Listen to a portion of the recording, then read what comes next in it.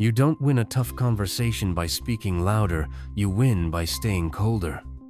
Think about walking into a fight ready for war, but walking out with respect instead. By the end of this video, you'll understand how Seneca's method can help you handle any hard conversation like a master. Did you know most arguments are lost before anyone says a word? It's not about who talks better, it's about who stays stronger inside.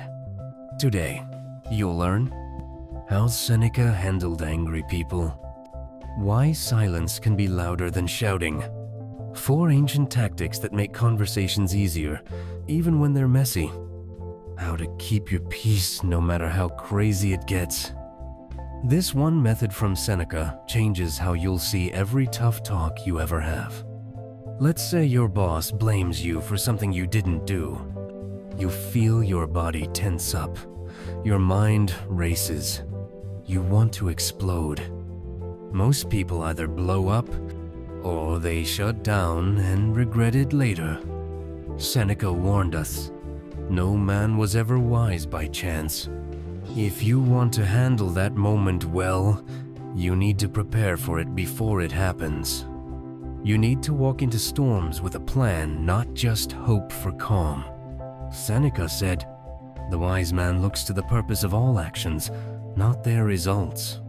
You don't control how they act, you only control how you prepare. Before a tough meeting, expect it to be messy. Expect insults. Then if it goes well, it's a bonus. If it doesn't, you're ready. Write down 3 bad things they might say. Imagine hearing them. See yourself staying calm. Seneca said, "A quarrel is quickly settled when deserted by one party. If they speak fast, slow down. If they shout, lower your voice. If they push, you pull back. If someone says, 'You always mess this up,' don't snap back.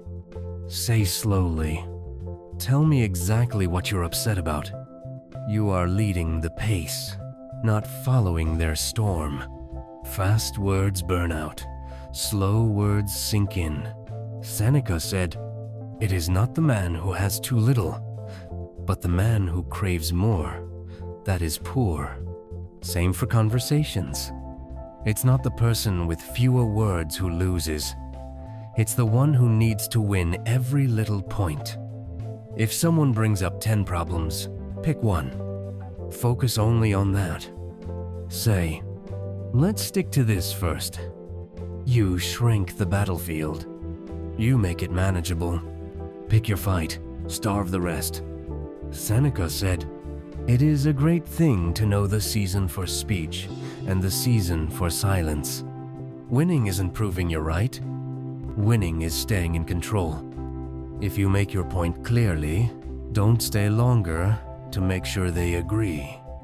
Say your piece, then stop, then leave if needed. Don't wait until the conversation turns ugly again. The wise leave the table while still hungry." Here's your challenge. Before your next difficult talk, expect the fire, set the pace, shrink the battlefield. Exit when your mission is done. You might think, "But I want them to admit they're wrong." You don't need that to win, but it's not fair. Life isn't fair. Seneca knew that. But what if they keep attacking? Walk away. Protect your mind. Moving forward, pick one conversation where you'll focus only on staying calm, not winning. Today we learned, expect the mess. Set the speed. Shrink the fight. Leave early. Seneca left us this. No man is more unhappy than he who never faces adversity, for he is not permitted to prove himself. Difficult conversations aren't a curse. They're a test, a way to prove who you are. Comment below. Which principle will you use first in your next hard talk? Subscribe, tap the bell, stay strong.